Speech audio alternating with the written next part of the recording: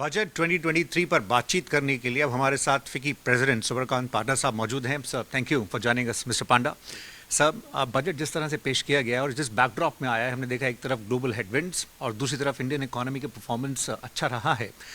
इसको आप किस तरह से देखते हैं? जो ग्रोथ मोमेंटम है उसको आगे ले जाने में ये कितना हेल्पफुल होगा? देखिए, leading up to the budget अगर एक एक्सपेक्टेशन था above all else is that it should have a growth orientation, और ये ज़रूर इस बजट में दिखाई दे रहा है कि ग्रोथ ओरिएंटेशन एकदम आगे फ्रंट एंड सेंटर है।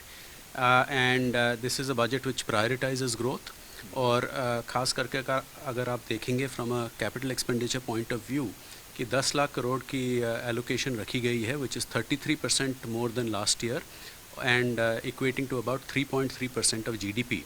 लेकिन अगर आप grant in aid to states को कंसिडर करें तो ये figure goes up to 13.7 lakh crore and 4.5% of GDP, जो कि बहुत ही महत्वपूर्ण है।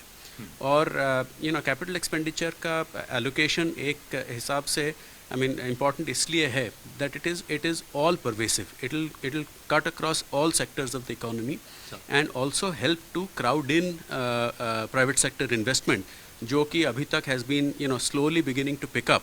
But with this sort of outlay from the government side, मुझे ज़रूर उम्मीद है कि प्राइवेट सेक्टर की investment announcements will also start coming to play to take advantage of this. Sir, जैसे आपने मेंशन किया है कैपिटल एक्सपेंडिचर पर जिस तरह का थ्रस्ट है उससे एक पुश मिलेगा। साथ ही इसमें हमने हाईलाइट ये भी देखी है कि जो एमएसएमईज हैं, जो इकोनॉमी की बैकबोन है, उनके लिए क्रेडिट गारंटी में 9,000 करोड़ के कॉर्पस में इंक्रीज किया गया है।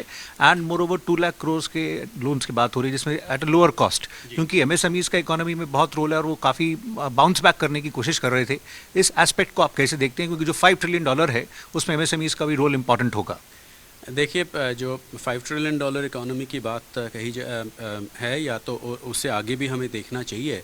एमएसएमई का रोल बहुत इम्पॉर्टेंट रहेगा, बिकॉज वो इकोसिस्टम के हिस्सा हैं, and without that entire ecosystem rising, जो कहते हैं कि all boats must rise with the tide, तो एमएसएमईज़ का बहुत ही इंपॉर्टेंट रोल है। और इस बात को भी याद रखिए कि MSMEs are the backbone of employment.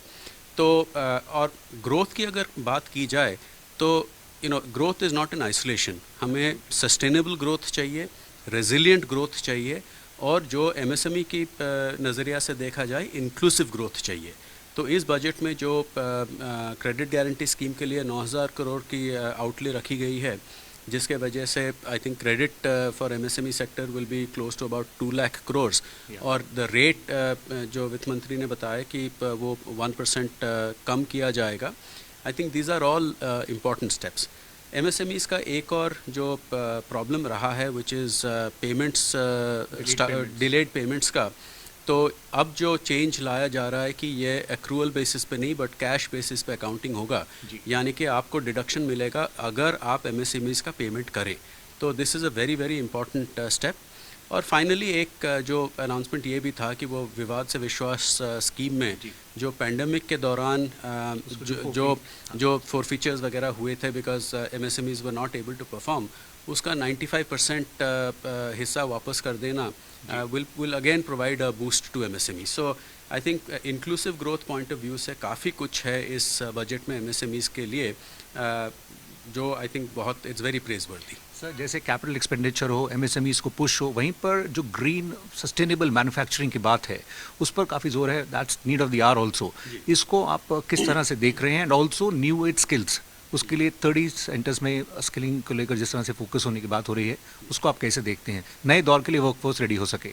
देखिए, ग्रीन ग्रोथ बहुत ही इम्पॉर्टेंट है, क्योंकि दुनिया की पर्सपेक्टिव से अगर देखा जाए तो भारत का कमिटमेंट रहा है, और आई थिंक मेजर इकोनॉमीज़ में हम ही अकेले हैं who has met our commitments, जो कि ऑनरेबल प्राइम मिनिस्टर ने कहा था in terms of our push for renewable energy etcetera.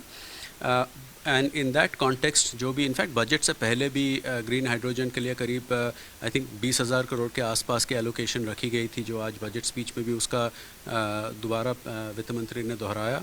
और उसके अलावा जो भी एनर्जी ट्रांजिशन के लिए आउटलेज हैं, इंक्लूडिंग एनर्जी स्टोरेज, ये सारे बहुत ही महत्वपूर्ण कदम हैं जो from a green growth perspective मायने रखते हैं। एंड न्यू एज स्किल्स के जो आप बारे में बात करते हैं, वो बात किया है, वो again that is an important aspect because India का Indian population is one of the youngest in the world. Our median age is what probably around 30-35 something of that sort. लेकिन ये डेमोग्राफिक डिविडेंड का फ़ायदा उठाने के लिए the workforce needs to be properly trained. So और जो नई किस्म की जॉब अपॉर्चुनिटीज़ आएंगी, जैसे industry 4.0 related, robotics related, coding related, जो कि ये सब इन सब चीज़ों की जिक्र फाइनेंस मिनिस्टर ने किया, ये बहुत बहुत महत्वपूर्ण है. Right sir, thank you very very much for joining us mister Panda. तो ये थे फिकी प्रेसिडेंट जो बजट 23 पर अपना व्यू पॉइंट दे रहे थे.